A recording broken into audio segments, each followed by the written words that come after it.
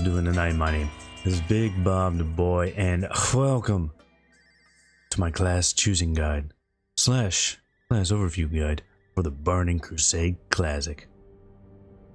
The Burning Crusade changed a lot of things, probably nothing more so than classes. And in almost all cases, for the better. No class is bad in the Burning Crusade. There aren't even really any bad specs. So whichever class you pick, you can't go wrong. But what I want to do is hopefully steer you towards a class that you will enjoy playing. The Burning Crusade is an amazing expansion, and your class will be the lens you see it through. So let's make it one you like the look of. I'm going to cover each class. I'll talk a bit about how they change from vanilla, cover important new abilities, each spec, the class's PvE prospects, and finally their PvP prospects. I'll also add YouTube chapters to this, so if you're only interested in some classes, you can use the progress bar to navigate to those, but watch the whole video, it's dope as shit. Now this is going to be a long one, so grab your beer, the Burning Crusade is spread eagle, and it's time for us to dive in.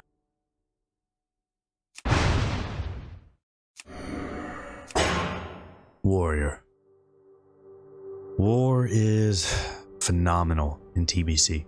My alt warrior in vanilla became my main in TBC, and I had an incredible time playing it.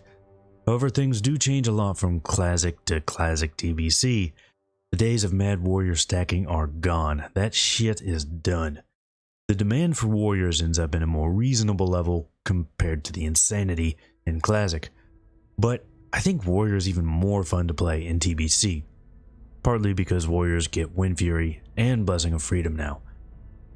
All warriors get 4 new abilities in TBC. Victory Rush at level 62, which, Victory Rush should be called Victory Hush, because it's not great. It's not a very hard hitting attack, it's okay, and you can only use it after killing a target that would give XP or honor. The only time I remembered being really nice is actually in PvP. You could sweeping strikes down a pet, then use Victory Rush on your kill target. It is nice that it costs no rage, but it doesn't heal you like it does in later X packs. Spell Reflection at 64. Damn, this spell is cool. Works exactly like you'd expect. You can reflect pretty much everything, damage spells, CC spells, dots, although it was wonky in PvE. Some things wouldn't get reflected, but a lot still can be, like Atumen's Intangible Presence. I'll never forget that one. PvP is where it really shines though. As far as I can remember, any player casted spell can be reflected. It's off the global cooldown and you can use it in battle stance. Nice. This really helped to raise the skill cap for wars in PvP. Commanding Shout at 68. A new shout, this time buffing your HP. A good ability, but a boring one. You can only put up 1 shout per warrior, so battle or commanding, you'd need 2 warriors to have both buffs. And finally, Intervene at 70. Intervene is a great skill. It's like Intercept, but at a friendly target. It will also redirect the next ability cast on your Intervene target onto you.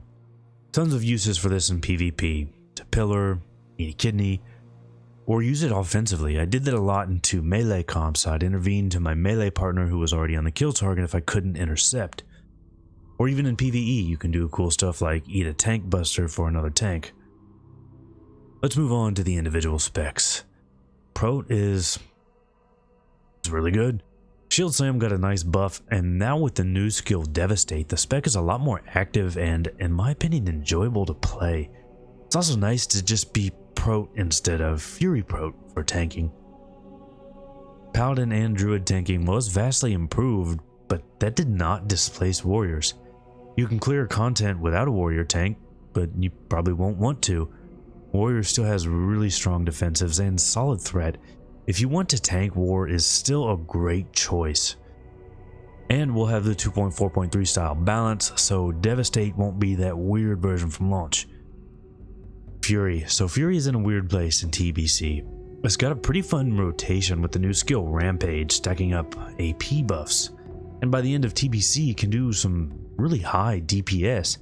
The downside is it doesn't bring any of the new group buffs, which makes it a little less desirable in raids. It is easy for it to get improved shouts though, so that's something. There's totally nothing wrong with Fury, and it can be fun to play, but in a min-maxing environment, probably not going to be the most popular for raids. Arms. The king is back. Arms got some nice and weird buffs in TBC. For PvE, you won't spec that deep into arms and even some PvP specs. You'll skip the new 41-point talent, Endless Rage. You'll be split between arms and fury, so you can get Blood Frenzy and Sweeping Strikes.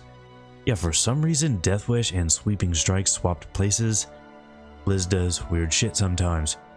Imp Slam was also changed to a 1-second reduction on cast time, and that means you'll be slamming a lot. With Death Wish, Sweeping Strikes, and the new Slam, I actually found Arms a pretty fun playstyle on TBC.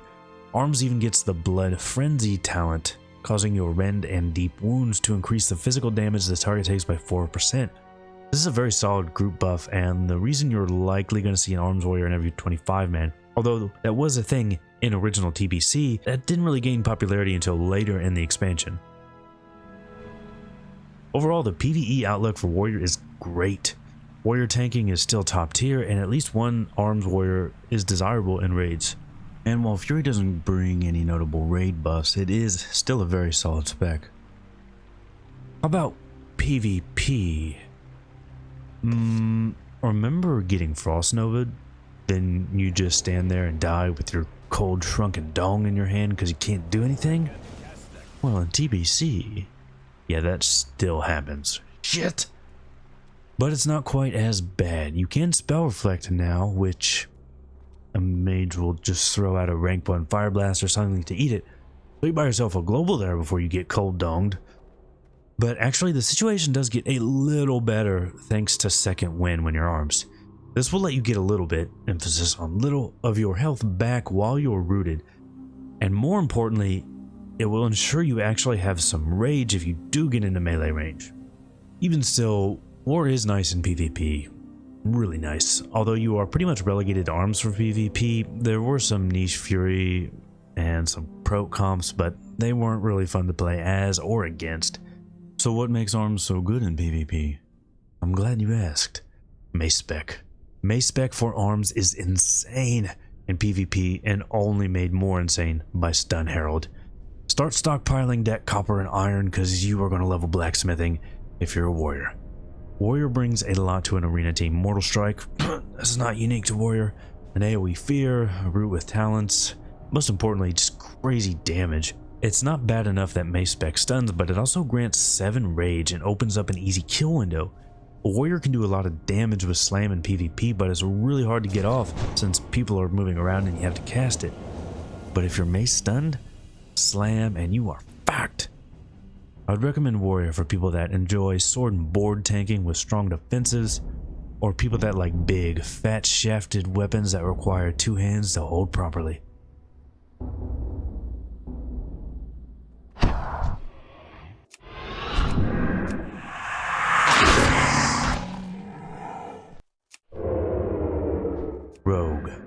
Rogue. Yeah, it's a shitload of fun in TBC, seriously.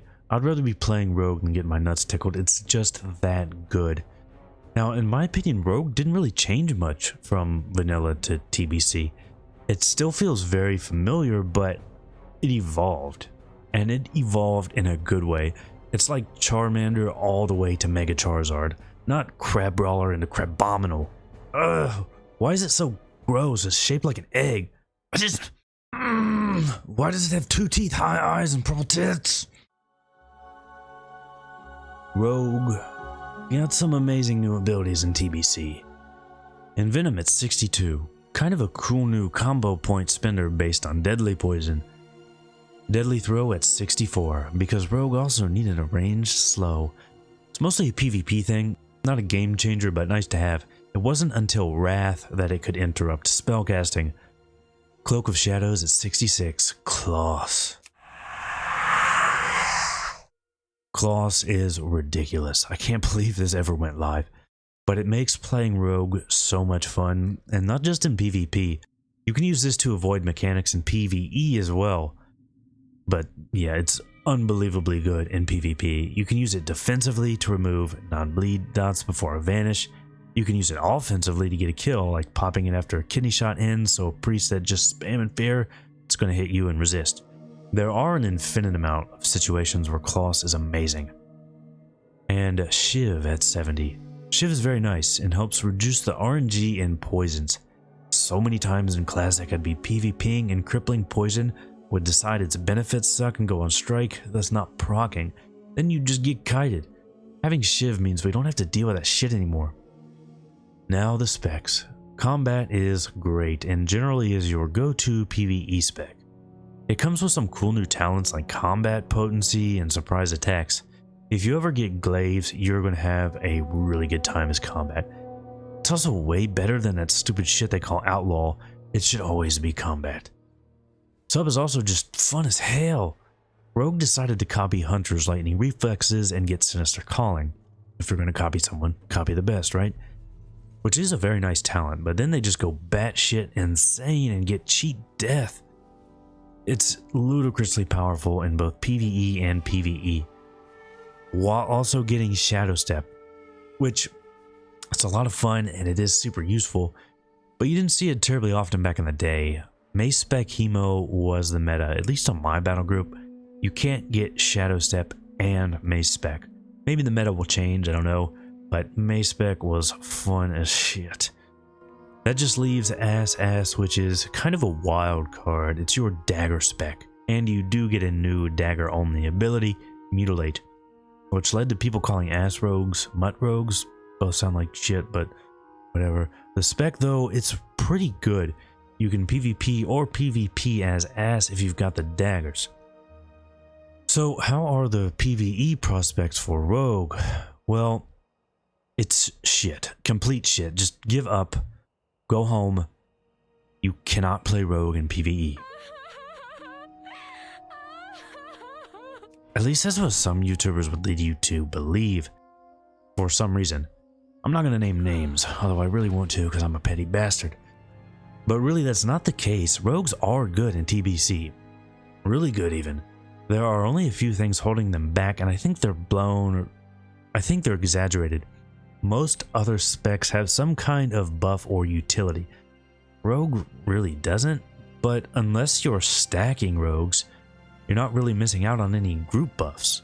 There aren't 25 defined specs you need to bring to a raid.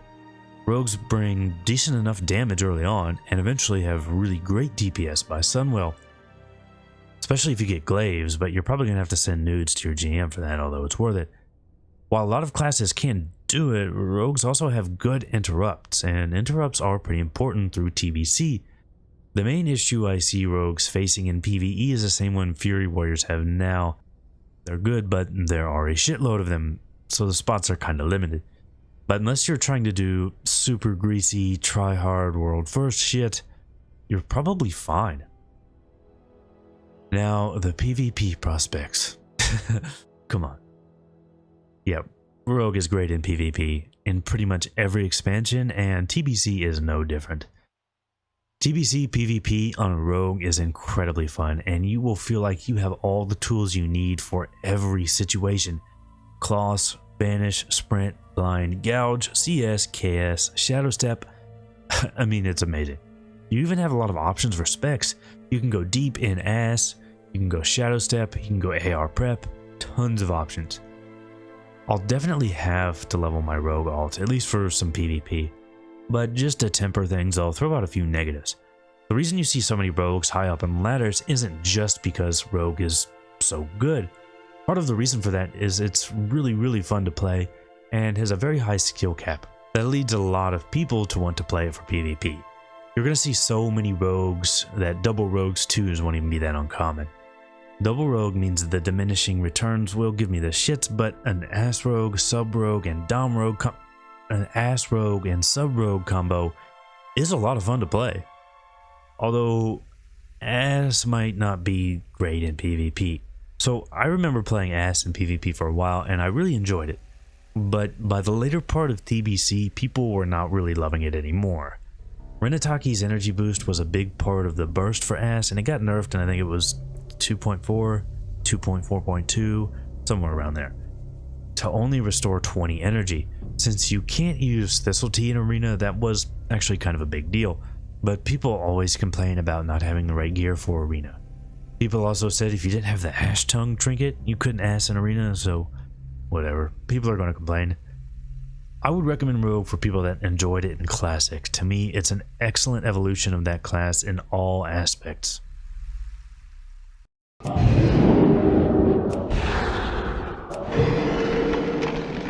Mage.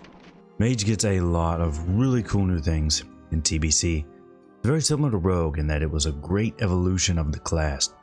Except you shoot colorful shit out of your hands instead of shanking things back.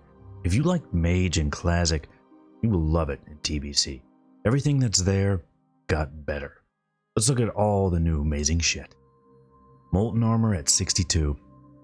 This is kind of a boring ability, but a good one. This gives you a DPS oriented armor instead of keeping up ice armor when you're not getting hit. Although it can proc impact, which is pretty nice. Arcane Blast at 64. Really cool ability that adds a stacking buff, increasing your damage at the cost of more mana. Opens up a really fun new playstyle, and let's face it, Arcane Missiles were not cool. Arcane Blast was much needed. Portal Shattrath at 65. Toss that Hearthstone in the garbage because we mages. Don't actually toss it away, although if you do, you can get a new one at any innkeeper, so whatever. Portal's very nice. Ice Lance at 66. Oh shit! Ice Lance is amazing. One of the most fun buttons to press as a mage, causing triple damage against frozen targets.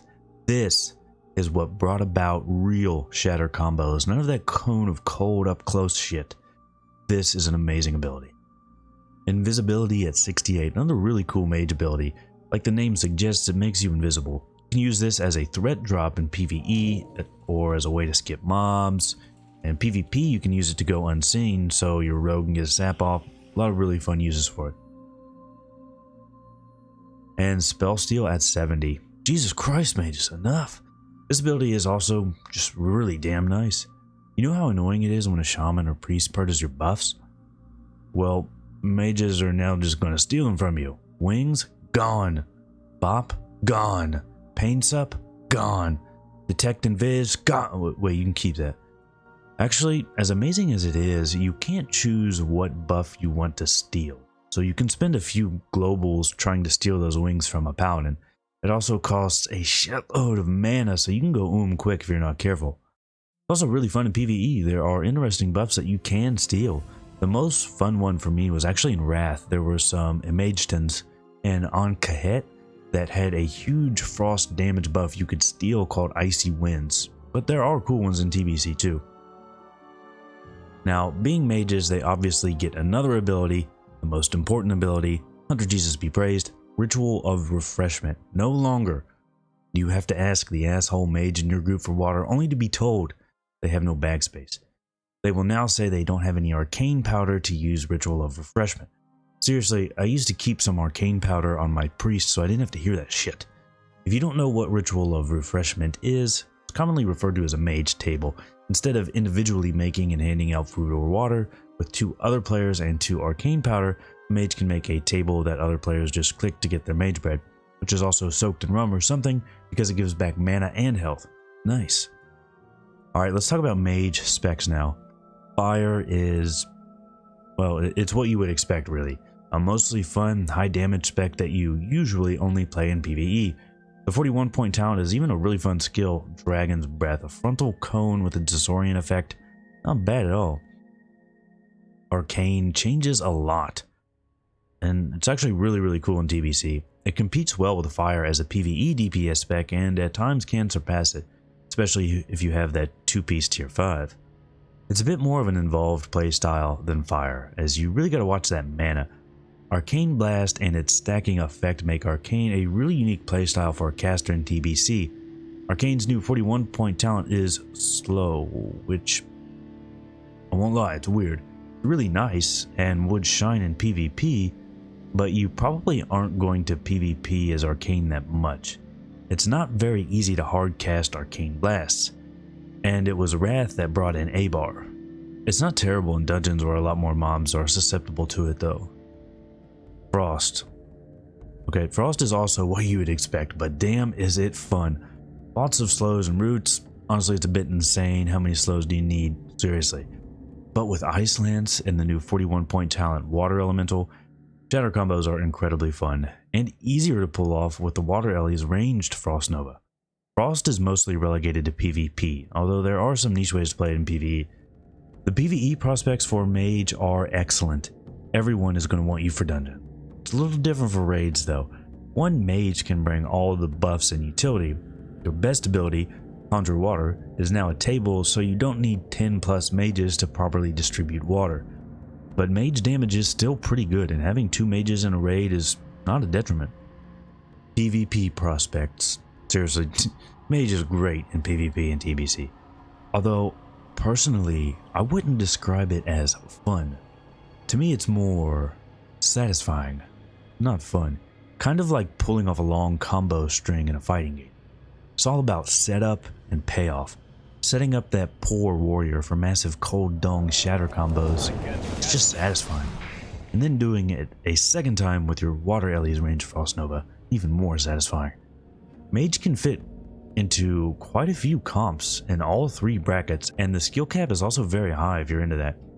I would recommend Mage to people who like to shoot colorful shit out of their hands, make food and portals, enjoys doing solid caster DPS in PvE, and likes to make melee Alt F4 in PvP.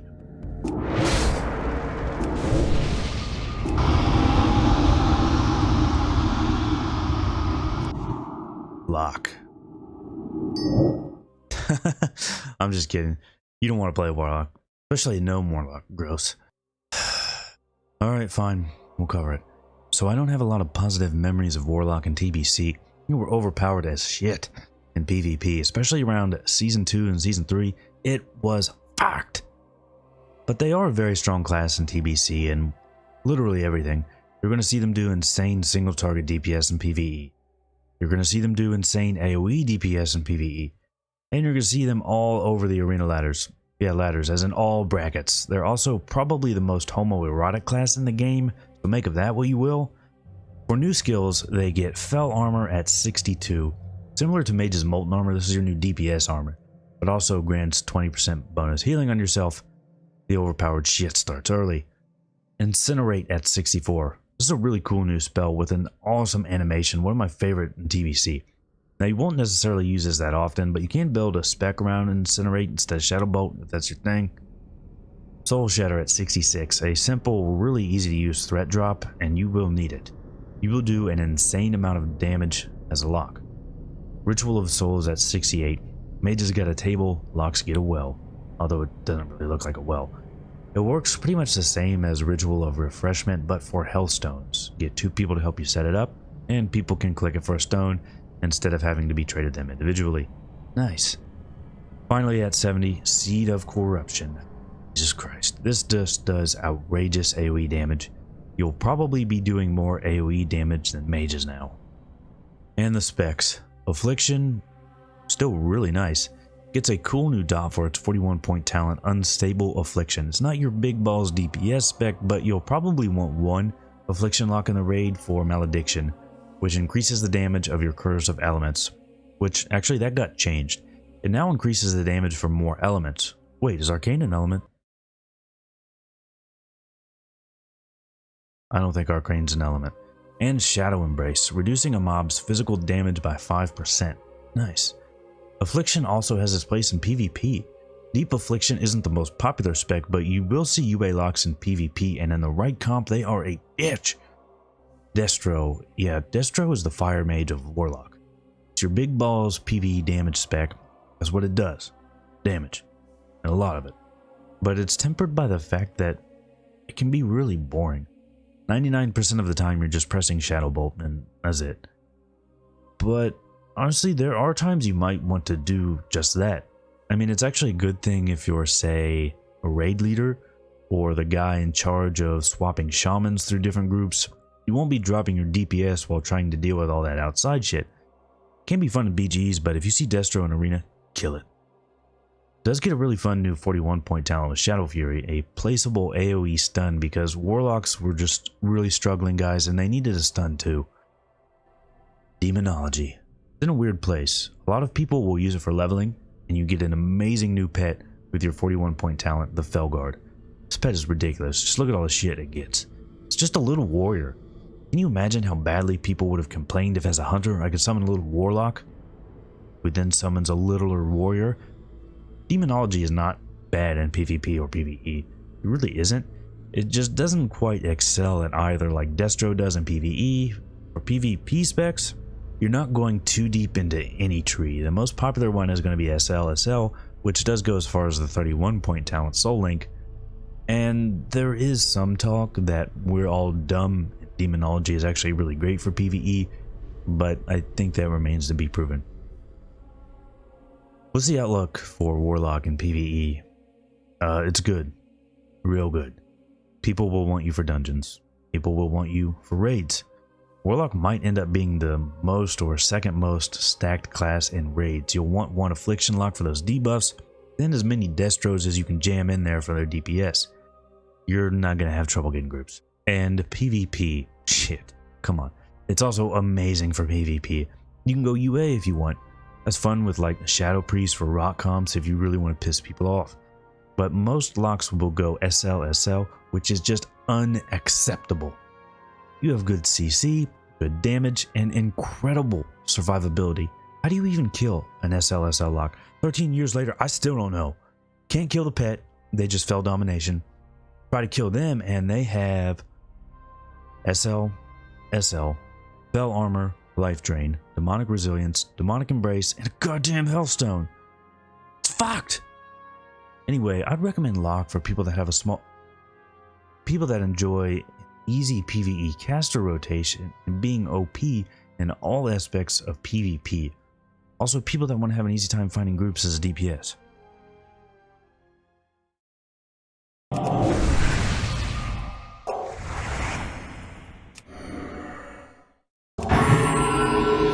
Priest. The first healer on the list. What they got? They got heals. A lot of heals. Priest is another class that to me feels like a stronger, more fun to play evolution of the classic version. You're still a great healer, and you're still a great face melter. For new skills, we got Shadow Word Death at 62. This is a really nice ability with a lot of uses and a very high skill cap. If you don't kill your target with SWD, you take damage. Now, in PvE, it's part of your Shadow DPS rotation, you just eat the damage. However, it's PvP where this shit shines. Now, they have already changed batching in Classic, but if you time things correctly, the damage taken from SWD can hit you after you're CC'd. Say I see a focused targeted mage casting sheep at me. I'll use SWD. I get sheeped, then the kickback damage from SWD hits me, breaking sheep. It's quite a finesse move, but if you practice it and are very aware of your surroundings, it can be really rewarding. And another awesome heal spell, Binding Heal at level 64. This is a 2-target heal, healing yourself and your actual target. A lot of situations where this heal is extremely nice to have. Downside is it does have a pretty hefty mana cost. Shadow Fiend at 66. Finally, Priest gets a way to restore mana. Bad thing is, you only get mana back when the Shadow Fiend deals damage, yeah. So this spell sends out a temporary Shadow Fiend pet, and every time he deals damage you get mana back. But the Shadow Fiend can be kited or killed, so you do have to watch out for that. It does have more uses than just restoring mana though. You can use this to keep a rogue from stealthing if he's pillar humping, or on another caster to stop them from getting drinks off. Very nice. Prayer of Mending at 68. Prom is another great healing spell, because Priest didn't have enough of those already. This one is very unique though. It's similar to Earth Shield in that you get healed after taking damage, but instead of sticking on one target, the buff bounces around between targets. It's pretty cool, and you're going to use it a lot. Finally at 70, Mass Dispel. Suck it, Paladins and Mages. Being able to dispel stuff like Divine Shield is what Mass Dispel is most known for, but it's also good at removing normal magic buffs as well. If there are a lot of targets with a buff, this will let you dispel all of them with an AoE, individually. Mass Dispel does cost a lot of mana though, so my advice is don't miss. And Fear Ward at level 20. Yes, Fear Ward was already in the game, but only dwarfs and later Drana priests were able to use it. In 2.3 though, it was given to all priests at level 20. So all priests will have it in TBC Classic. Better way too damn late than never, I guess. Now the other priest ratios either don't change much or aren't that spectacular, like blood elves get consume magic. Okay. It's pretty lame, and the tooltip looks like it was drawn by an 8-year-old. Dwarves and Draenei are the ones that make out best in my opinion with priest ratios. They both get chastised, which is excellent in PvP. I remember the first time I got chastised by a dwarf in arena and I was like, what the shit is this? I don't deserve this. And Draenei also get Symbol of Hope, which is a little bit of party-wide mana regen. Not bad.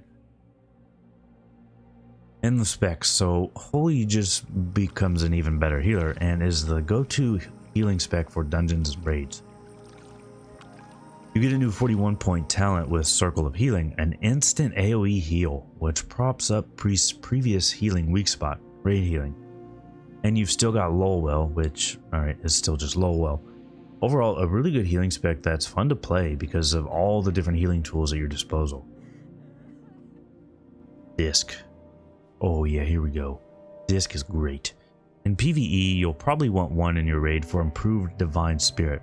Now, if you do like a scuffed disc holy spec, or just go all the way down in disc for pain sup is up in the air, there are pros and cons to both. But disc generally isn't as good of a healer in a raid as holy, although you can still heal dungeons and shit just fine. Disc will see most of its time in PvP because it's amazing in PvP. You've still got power infusion, so you're going to make your casters happy. You've got an excellent toolkit for healing. Hard casting a heal is usually a last resort in PvP, so prom, shields, renew, all that stuff is super nice to have. And of course, Pain Sup is amazing in PvP. Reducing damage by 40% on a 2-minute cooldown, yeah. But I probably don't really need to tell you it's that good. However, I will tell you it can even be used offensively because of the Dispel protection. It increases your chance to resist dispels by 65%. This is really strong on, say, a Frost Mage with Icy Veins or Power Infusion, and even Paladins with Wings. You don't want that shit dispelled or stolen. Shadow is even more amazing than it was in Classic. Alright, it wasn't so great in Classic PvE, had some problems. Those are all fixed. All of them. It's really, really good in PvE now. Let's check the new talents. At 41 points, you get Vampire Touch, and this is the good kind of touch.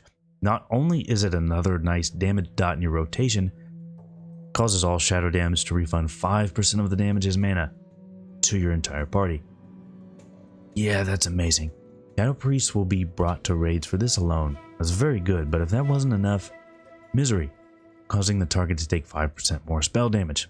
Damn. Of course, you still bring Shadow Weaving as well, which is partly why Destro Warlocks are so insane. There's just great synergy with the two. In PvP, yeah, even better than Classic. All the PvE points apply, but also Silence is still really, really good in TBC. You can't trinket it, and I'm pretty sure there's no DR in Silence at this point either. Shadow Priest is really nasty in PvP. Also, whenever I played Shadow, I listened to him a lot. Don't judge, it's a requirement. Nice. Alright, priests seem nice. So, how do they fare in PvE? Great. You could play any of the 3 specs in raids, although Holy and Shadow are going to be more common. Most raids are going to want multiple of each, and you won't have any trouble getting dungeon groups either. In PvP, also really great. Disc is a top tier PvP healer. Yes, people like to stroke the furry Druid dung, but priests are also amazing. I played RMP from all 3 perspectives in TBC. While overall, I think I had the most fun as a rogue, in RMP specifically, Priest was the most fun to play. You have a lot you can do to influence the match outside of just healing. You're obviously going in for fears, but you have your Shadow Fiend, you have Mass Dispel, you can do some actual damage, you have MC and Mana Burn. If no one can secure a kill through Burst, a match can easily become a Mana Wart, and if you've snuck in some Mana Burns on their healer, you're probably going to win. Shadow also has a lot of fun in PvP with some really cool comps it can run. You can go with a Lock, you can go with a Frost Mage, or there's even some fun 2v2 comps for Shadow. Both also have a really high skill cap. I would recommend Priest if you want to heal. You can't go wrong with Priest. They have a great healing toolkit with all kinds of heals. Instant, short cast, long cast, hots, 2-target, AoE, shields, Lulwells. Alright, probably won't use Lulwell, but still. I would also recommend Priest if you want to melt faces. Well, obviously only Shadow Priest can do that. Shadow Priest has a pretty fun rotation with an extra dot compared to Classic. It's probably not going to top meters, but its damage is not bad, and of course, you're the only mana battery out there.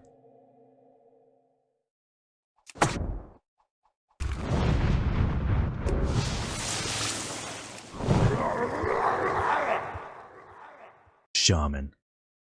Shaman? Nah. Shamans are the shit in TBC PvE. To me, it's an interesting evolution from vanilla. None of the specs feel wildly different, but they all get a lot of new integral abilities, so let's look at them. Water Shield at 62. This was a much needed ability for all 3 specs. It gives you a passive MP5, and when you take damage, it pops off water globes for even more mana. Doesn't even cost mana to cast. You'll use this a lot as all specs. It's a very nice new ability. Wrath of Air Totem at 64. While not the spell version of Wind Fury people wanted, Wrath of Air gives a huge amount of spell power and healing power. Previously, your Air Totem was kind of wasted on a caster leaning group, so this plugs that hole nicely. Earth Elemental Totem at 66. So this one's not bad, but still kind of clunky in TBC. Notice it says Totem in the name, so you can't throw down another Earth Totem while it's out. Earth one is obviously a little portable tank, and it's pretty useful, but not amazing. It definitely did help me out soloing things when I leveled my Draenei Shaman though. However, Fire Elemental Totem at 68, this one was really disappointing. Now, there were some bugs with these elemental totems, and they were patched out over time. The Fire Ele one is obviously aimed at damage, mostly AoE. It has a Flame Aura thing and a Fire Nova, but he can go pretty easily and then just melee. When it works, it's cool and it is useful on occasion, but it just wasn't as awesome as summoning a big fire elemental should be, especially since you have to sacrifice your fire totem, and it's a 20-minute cooldown. But the big one is at 70, Bloodlust, or Heroism for Space Goats. 30% melee, ranged, and spellcasting speed for 30 seconds. Incredible. This ability alone makes Shamans one of the best and most desirable classes in TBC, and why Shamans will be one of the most stacked classes in raids, assuming enough people play Shaman. For some reason, you can even use it in Arena. Jesus Christ. Although don't get too excited about that, because it can be purged or stolen. I would say Bloodlust is the most iconic ability to come out of TBC. It really had a big effect on the game. Specs. Enhance. Alright, I'm going to say it. I like two-hand better than dual wield. But dual wield and enhance is still really cool. Partly because TBC has a lot of nice looking fist weapons.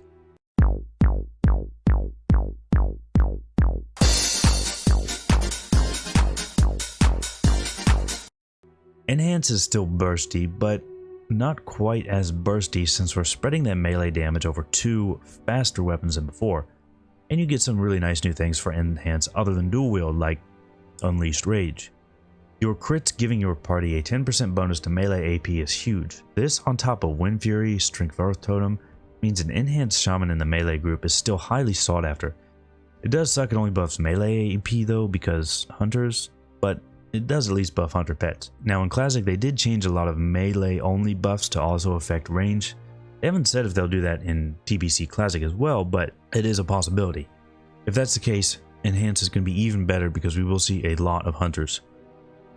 And you also get 2 mana boys. Shamanistic Focus. This is only an 11-point talent, but goes a long way towards saving mana. The other being Shamanistic Rage, which is really good in PvE. It was very good. But for PvP, it was actually rather annoying. You need to hit something to regen mana. That means you can't pop it while you're rooted and regen mana for when you get out of the root back into melee. But more importantly, it's also your big defensive cooldown. So you have the choice, defensive cooldown or mana. Very rarely will it line up that you get the benefit from both. If you're getting trained hard at the beginning of the match and have to pop it, you're now susceptible to running pretty easily. Not the end of the world, but it was always really annoying to me. Of course, these 2 plus Water Shield means you have a pretty solid mana return now as an Enhanced Shaman in PvE, so that is nice. The only thing that's really missing in PvE is a threat drop, although you can just die in Ankh, I guess. Elemental. Elis do alright in TBC. Their 2 new talents are pretty important. Lightning Overload starting at 36 points. It's just an awesome talent. 20% chance to throw out an extra LB or CL at 50% damage and no threat. It's a lot of fun when you're overloading like crazy, but pretty sad when you aren't. You've heard of Seal of Casino? I mean, this is even worse than that. In PvE, it should average out, but it's a ball breaker in PvP to be blasting some noob, only for them to get a heal when if LO had gone off, they'd have died. That will happen, and it's soul-shattering. But Totem of Wrath, your new 41-point talent, is just an incredibly nice totem, a very sizable buff to casters in the group, giving 3 hit and 3 crit. This, plus your new Wrath of Air totem, really cements Ellie as being there in a caster group. I mean, think about a caster group full of respectable and esteemed destruction warlocks. It's a lot of damage. Ellie is all around improved. You have real mana regen now, good DPS, and much improved raid buffs. But still lots of casting lightning bolt. Resto. So Resto shamans are kind of the Destro of healer. You know how they just hit Shadow Bolt? Well, you kind of just hit Chain Heal.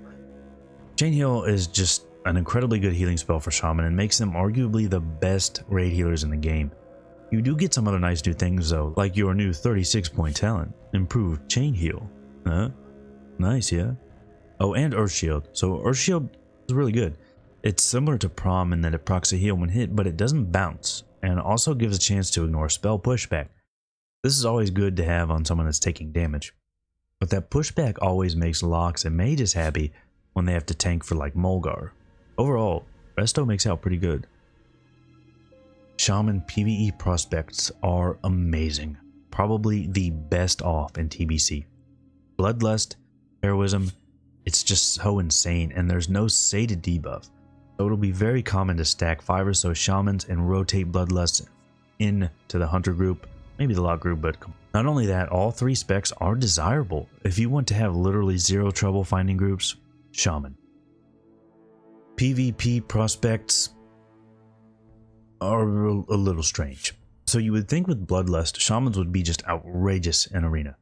But that's not exactly the case. As I mentioned before, it can be dispelled or even worse, stolen. Against RMP, Mage steals one, Priest dispels the other 2, and you're actually worse off for having used Lust. So while it is amazing, it's not an insta-win button like you would think. You have to be pretty calculated with it. For Resto, you don't have Riptide. You have 1 nature swiftness every 3 minutes, and even that can be dispelled. All your heals having to be hard-casted really puts you behind in comparison to Priest and Druid. You can't juke everything all day. Ellie can't really just burst noobs down like before. More classes have defensives. There's Resil and comparatively higher HP pools. You don't have Hex or any hard CC. Plus Ellie is just pretty easy to lock down. Enhance is probably the best off out of the 3. It can still work fine in cleave comps like Turbo, but as I mentioned before, the shamanistic rage stuff can be really annoying. Now this might make it sound like Shaman is garbage in arena. They're not. You can still do really well on a Shaman, but I think their comp choices are a bit more limited than you would think at first glance, since you really need someone to make up for your weak points. Like, an Ellie really isn't going to shine unless you have someone who can peel really well for them. No one's going to let an Ellie just sit there and free cast, which is what they need to do. So Shaman is still good, it's just probably a bit more limited in comp choices. The exception being 5s, as you can find Shamans on 5 teams pretty often. Although, you can just get away with whatever the hell you want in 5 sometimes.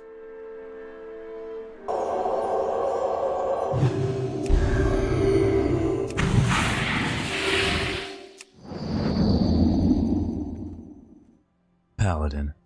Finally. Oh yes, finally. Paladins got their most important buff in the history of WoW. Blessing of Might now affects range attack power. Praise be to Hunter Jesus. Paladins are also a lot of fun in TBC, but they do see quite a shakeup. Holy is pretty similar, it still excels in the same places, but Red and Pro change a lot. What we got for new skills? At level 14, yes, 14, we get Righteous Defense. Paladins get a taunt. Shit, yeah. It's not quite the same as a warrior's taunt. You can use it on a friendly target to pull up to 3 mobs that are attacking them. The fact that it can taunt up to 3 mobs means it also gets a slightly longer cooldown than warriors. But it has a 40-yard range, damn. It was a necessity that Paladin got a taunt to become a better tank, and thankfully, they got it. Crusader Aura at 62. Alright, sometimes people like to meme on it, but 20% bonus to movement speed is actually a pretty nice convenience. It's one of those things you'll miss it when you log onto your other tunes. At 64 we get... shit. Seal of Blood and Seal of Vengeance. So if you don't already know, they still wanted to slightly separate Alliance and Horde Paladins for some reason. So Blood Elf Paladins get Seal of Blood, and Alliance Paladins get Seal of Vengeance. Seal of Vengeance, not great. It's just kind of meh. About the only time you'll ever see it is a raid tanking Paladin when you can stack it up. Although it is a pretty unique seal, Paladins don't really have dots. Seal of Blood, on the other hand, is pretty good all around, especially for Ret. Paladin's other Ret seal is Seal of Casino, sometimes called Seal of Command. Seal of Casino is called that because it's not consistent. It's spiky and usually in a bad way. But as if that isn't bad enough, Seal of Blood also just does more damage. The downside to that extra damage is you also take 10% of the damage it does. Except that isn't a downside. It may be while like leveling and mob grinding, but in raids this is very good because of the level 66 ability. Spiritual Attunement. This gives the Paladin mana every time they are healed, but it only works on actual healing, not overhealing. The main idea here was most likely for Paladin tanks, but Ret still struggles with mana, so getting any mana back while Ret is a huge gain. With all of that, Seal of Blood ends up being more damage, up to like 10% depending on how you ask. More mana, and it scales really well with haste. It's just plain better than Seal of Casino, as long as you don't kill yourself with it. Now, some people speculate that Blizz will give all Paladins both seals since it was a thing that a lot of private servers did. I highly doubt it, as unfortunate as that is. Shit. Breaking news. Alright, I was wrong. Blizz is going to give both Paladins both seals. Alliance will get Seal of the Martyr at 70, which is Seal of Blood, and Horde Paladins will get Seal of Vengeance at 70. I can't believe Blizz making all these great decisions brings a tear to my eye. Finally, at level 70, Avenging Wrath, Paladin's been drinking that Red Bull. An excellent DPS cooldown, one of the best out there, just a straight 30% damage bonus. But it comes with two downsides. 1 minute of forbearance. Blizz was still trying to figure that out. It honestly is a bit too long in my opinion at 1 minute. Makes an easy kill target out of a Paladin after they use wings. And of course, it is a magic effect, so it can be stolen or purged. Now the specs. Holy is great. It's still the best single target healer in the game. Paladins were already really mana efficient healers thanks to Illumination, which for some reason got nerfed. It's now 60% mana instead of 100%. But then you get the new 41 point talent, Divine Illumination, to help make up for that. They just moved some of your mana efficiency from Illumination to Divine Illumination. Weird, but okay. Actually, that sort of thing really bothers me. FF14 does that a lot. You'll have like something really cool, and then they'll just move it to something else and like try to package it as something new. It's not. You're just moving shit around. Stop doing it. And you get the Light Grace talent to help speed up those Holy Light casts because they were pretty long. If you liked Holy in Classic, you'll like it in TBC. Retribution. Ret changes a bit, but you're still throwing up seals and judging and running out of mana. However, it's not really a bad idea to bring a Ret to a raid. They're pretty useful. You get improved Seal of the Crusader, effectively giving everyone 3 crit. Nice. In fact, giving everyone 3 crit is better than 5 crit on one group, just saying. And the new 41 point talent, Crusader Strike. This makes your rotation a little more interesting, giving you a button to press every 6 seconds. But its effect is also really nice. It refreshes all judgments on the target, not just your own. This means other Paladins can put up Wisdom and Light without having to refresh them. That's really good. Protection. Paladins make for really great tanks, and obviously AoE farmers. You can even AoE grind pretty effectively while leveling, and then AoE farm really good at 70 when you've got some nice gear for it. But Pro has even become a really solid tank. You don't have the on-demand defensive cooldowns like Shield Wall, but your survivability is still really good, and you have great AoE threat. Your 41 point talent, Avenger's Shield, is also really nice. It's a ranged, finally Paladins get a ranged ability. 3 target attacks similar to Chain Lightning, but it also has a slow on it. Very nice. So What are the PvE prospects? Not bad. Paladins aren't stacked in TBC. People generally say the most optimal is one of each spec in a raid. The nice thing is, all 3 specs are good in PvE, so you have the opportunity to play whichever role you prefer. PvP prospects though, Paladins are kind of middle of the road. They're far from being trash, but they don't have a lot of things that make them exceptional in PvP either. Red isn't bad, you can do some damage and has nice supportive abilities. But in most comps, you're better off with a warrior or enhance, with a few exceptions. This is the birth of Ret Rogue, and while it isn't the peak of that comp, it's not bad. You can also run War Shaman Paladin as either Ret or Holy, both versions have their pros and cons. Overall, not bad for PvP, I'd say they're balanced and not OP. I'd recommend Paladin for people that enjoy Holy and Classic, or just enjoy tank healing in raids, and people that are interested in a class that can fill all holes. Roles.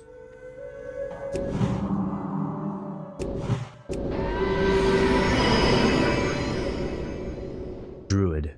In Classic, I found Druid a little boring, if I'm being honest. It was just alright, not in TBC. Druid is phenomenal in TBC. It still feels like a Druid, but all the gaps the class had have been fixed. It's not an evolution like other classes, it's a mega evolution, and it's incredible. Let's look at those new abilities. At 62 we get Maim, a new combo point spender for cat form, and a pretty good one at that. It's an incapacitate, not a stun, but it will only break on direct damage, not your bleeds. At 64 it's Life Bloom, what an amazing skill, but also a really fun one with a high skill cap. It's another hot, but not a boring one like Rejuve. This hot can stack up to 3 times, and will also pop when its duration ends or it's dispelled. It's so much fun setting these up to pop at the right time. It reminds me of Astrologian's Earthly Star if you've ever healed on one of those, like all 3 of you.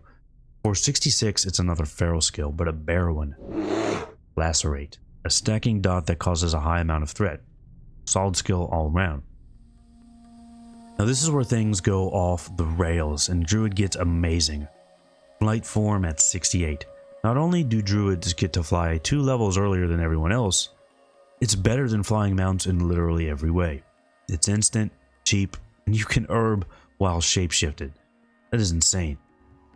In line with flight form, there's an epic version at 70 as well. Blizz hasn't said yet if this will be in at launch since it was a 2.1 thing, but it's the same as regular flight form except much better looking and the same speed as epic flying mounts.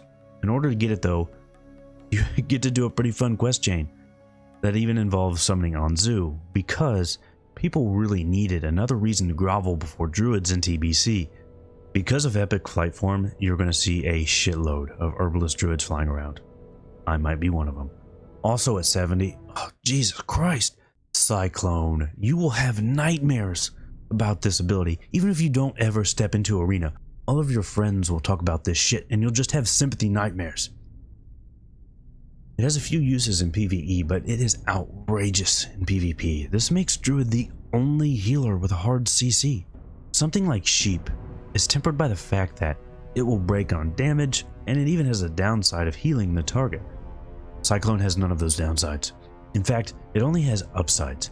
When you cyclone someone while they can trinket it, that's about it. They're out of the game. They can't get hit and they can't get healed. This means you can even use Cyclone to stop a target from getting healed. Other CC works in one direction. You CC the healer, not the target of the heal, to stop the heal. In addition to just all the things the CC brings. Honestly, I could go on for like an hour about how good Cyclone is in PvP. It's fucking crazy. The only slightly bad thing about it is the duration is a little bit shorter than other CC like Sheep. So how do Druid specs fare in TBC? Restoration. Resto turns out really good. As expected, Resto is incredible in PvP. Instant heals are already really strong in PvP, and having Life Bloom just makes Druid heals even stronger in PvP. Add on Cyclone and yeah. Now for PvE, they're also really good. One of the Druid's biggest issues was that a target could only have 1 Druid's Rejuve or any hot on them.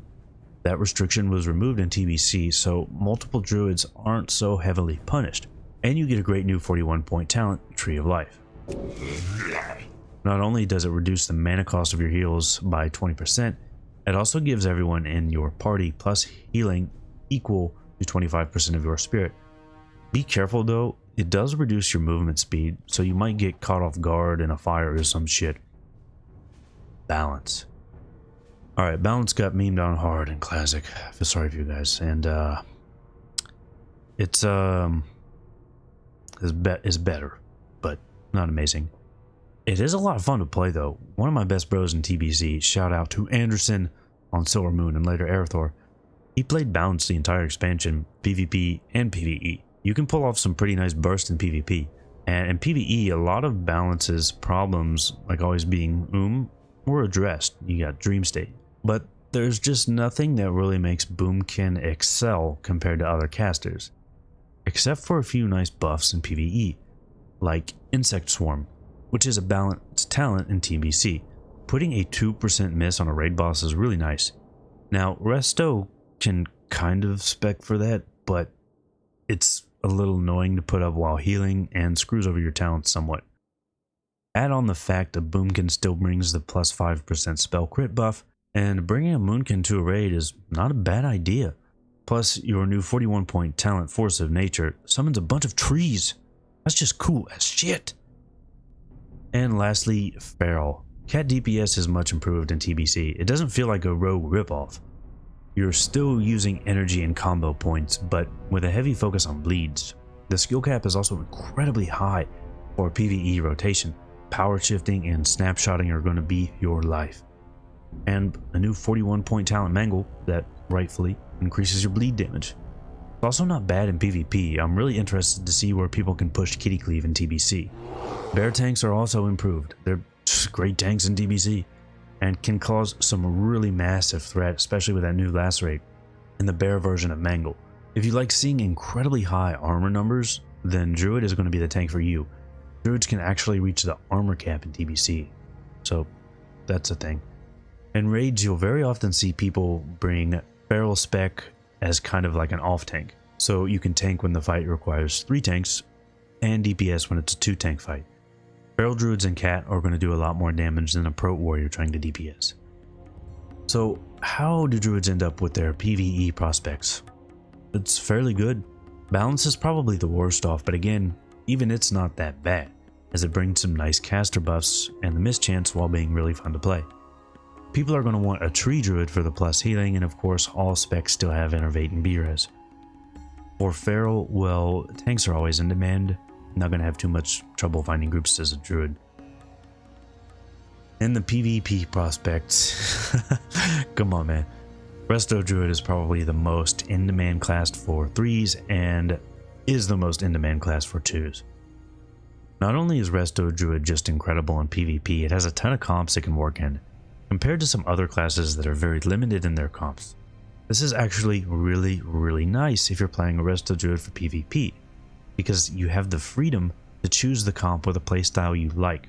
Rogue Druid, War Druid, Lock Druid, all have very different playstyles. Boomkin, not the best. As I said, you can do some cool stuff, and Treants are fun.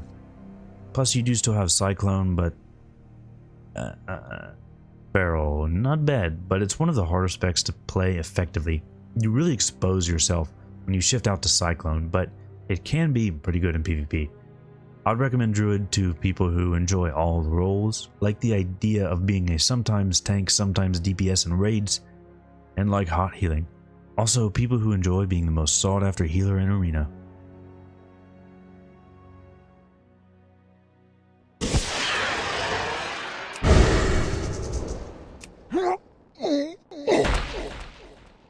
And last but certainly first, Hunter. HMR, you know what it is. Hunters are fabulous in TBC, but it's a class that doesn't feel like an evolution from its classic version. To me, it's quite a bit different. You still have a pet and shoot from range, but a lot of things change. Spitting hot fire! But thankfully, it changes in a good way. If you liked Hunter before, I think you'll still like it. But if you didn't like Hunter before, I actually think it's changed enough that you owe it another look. Pets now scale with your stats and get avoidance, so their role in raids and even PvP has massively improved, although they do get homogenized a bit.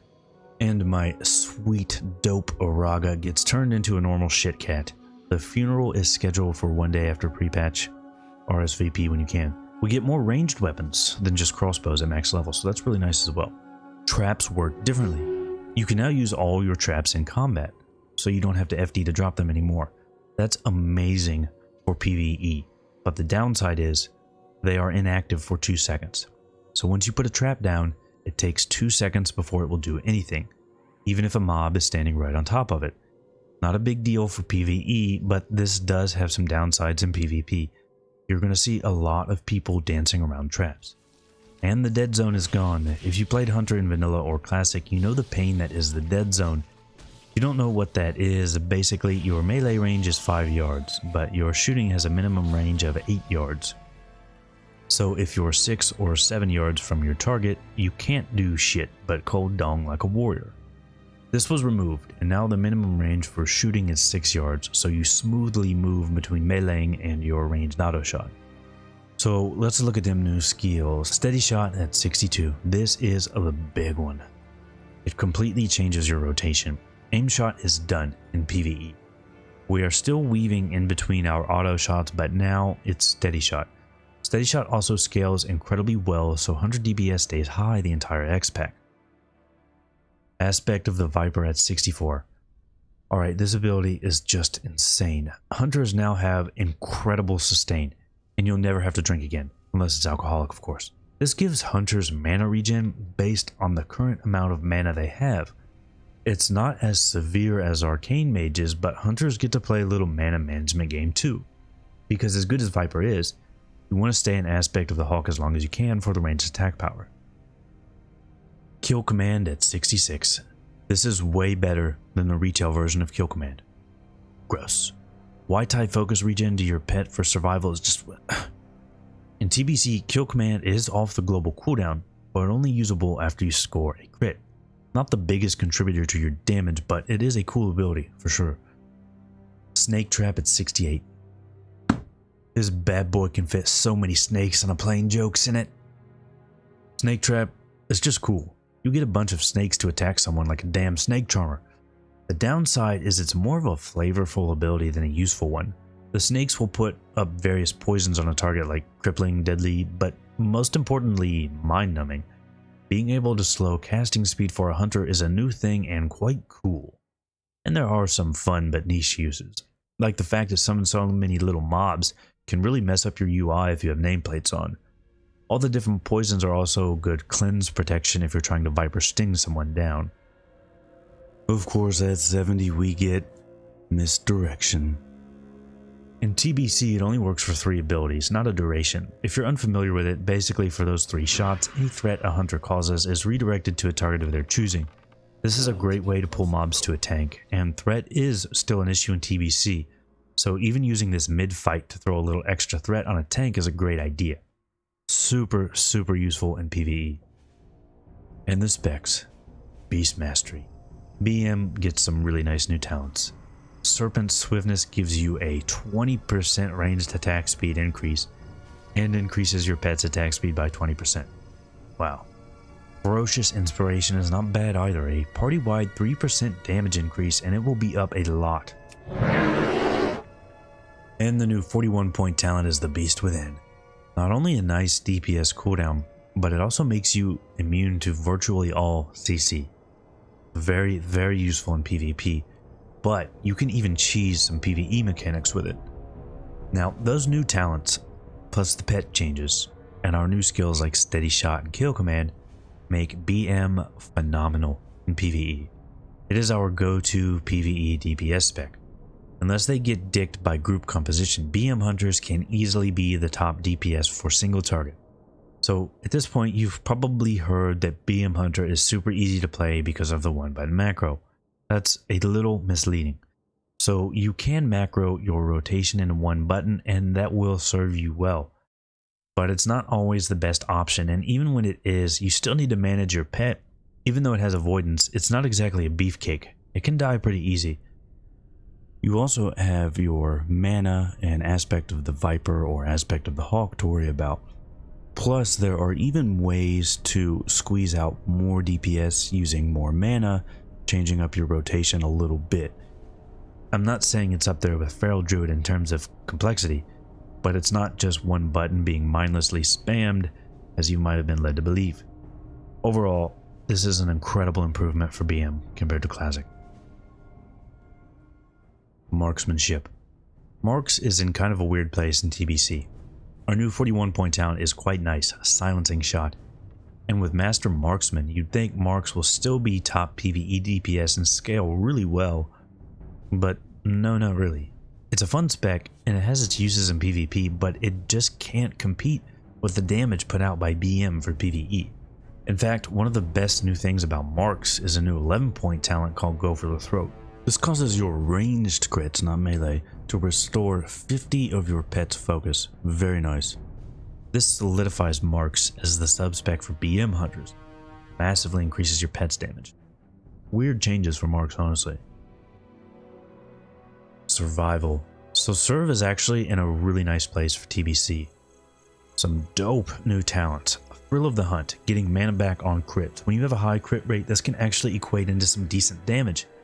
Boss fights are long, so more time in Hawk is more DPS. The new 41 point talent, Readiness. This is kind of like a Rogue's Preparation H or Mage's Cold Snap. It clears all your hunter cooldowns. Deterrence, traps, FD, even Wyvern Sting. Pretty cool. But the big one, Expose Weakness. 25% of your agility converted into AP for everyone attacking that target. This is a really good raid debuff. And that's part of why it's so good. This is a debuff, not a party-wide buff like TS Aura. Nice. Serve is a really nice spec for TBC. It doesn't have the same DPS as BM for raids, but you probably want one in the raid for Exposed Weakness. It's also very solid for PvP. You do have a lot of control with Serve. And yes, the Serve video is still happening. So what about them PvE prospects? Really good. Hunters are a highly desirable DPS class in TBC. Plus, you have the option for BM and maybe Serve. The possible downside is it's going to be popular, so there could be some competition. And if you want to play Marks in PvE, well... And finally, PvP prospects. Well, Aimshot got the Mortal Strike effect, so that's nice, but alright, I might have some different ideas here than most people. I played a lot of PvP and TBC. I've watched a lot of old footage. I've even watched gross private server PvP. And I think Hunter might have the most untapped potential of any class in PvP. Now, I'm not saying Hunters are going to straight dominate once Season 1 starts and people figure it all out. But I think there's a lot left to be discovered for Hunter. Because all three specs can be viable, but they shine in different comps. Thug, Jungle, Beast.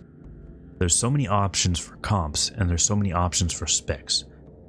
There's just a lot left for us to figure out here. And I'm really excited to see where Hunter can go in TBC. So overall, pretty good, but I think they might be really good. I'd recommend Hunter for people that are ready to enjoy HMR and praise Hunter Jesus, but also people that enjoy a ranged playstyle that doesn't involve casting. Steady Shot does have a cast time, but it doesn't feel like a bow mage playstyle. You can be fairly mobile compared to other ranged, and people that enjoy having a pet and easily soloing content.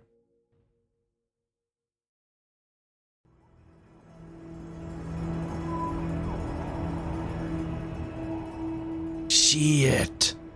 That's all the classes. As I said in the beginning, no class is bad in TBC, but I hope I was able to shed some light on them and lead you towards the ones you'd most enjoy. Because I don't want you to end up playing one that you won't end up liking. I know for myself, I played a lot of Shaman in TBC, and it's a great class, and I did enjoy it. But after a while, I kind of just discovered that it wasn't really what I wanted it to be. And I kind of wished I had played something else, even though it is a great class. So I just want that to not happen to you. Now I think a lot of us kind of already have decided our main, right? And we're looking for the alts we want to focus on. At least that's where I'm at. In fact, I'd like your input on that. I'm going to main Hunter again, but I'm also going to level Warrior and Rogue for the nostalgia. I'm not sure if I'll focus much on those two though. So put down in them comments which class, other than Hunter, you'd most like to see me play and make content on for the channel. I'm open to pretty much all of them since they're all great. Right now, I'm leaning towards using the boost on a Druid because I didn't get to heal as much as I wanted to in Classic, and I played a lot of Druid in Wrath, and I really enjoyed that healing style. This is definitely the longest video I have ever done. The script clocks in at about, oh Hunter, Jesus save me, 12,000 words. This took an insane amount of time to write, record, voice, and I haven't even edited it yet, but I'm sure that's going to take forever. I'll definitely have to get good and drunk for that 20-hour editing session. And did I put too many Pokemon jokes in one video?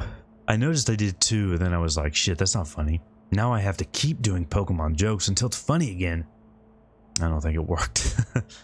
But I am really glad you stuck around with me this long. And if you enjoyed the video, hit that sub button, bell, like button, share button, all that other shit. I appreciate each and every one I get. And we even have memberships now. You can check them out by clicking the join button right by the sub button. It is absolutely the best way to support the channel, and you'll get some really cool emotes. Plus, it's way better and cheaper than a Twitch sub. I've got a lot of WoW content already on the channel and have much more coming, including streaming right here on YouTube, so be sure to stick around for that. If there's any specific WoW Classic or TBC Classic content you'd like to see, be sure to let me know in them comments. Side note, don't Google image search anything Pokemon. You'll see some weird shit you can't unsee. Most of it from the disgusting abomination known as Tumblr. Gross. But that is going to be all for this one. I really appreciate you all watching, and I will see you all for the next one.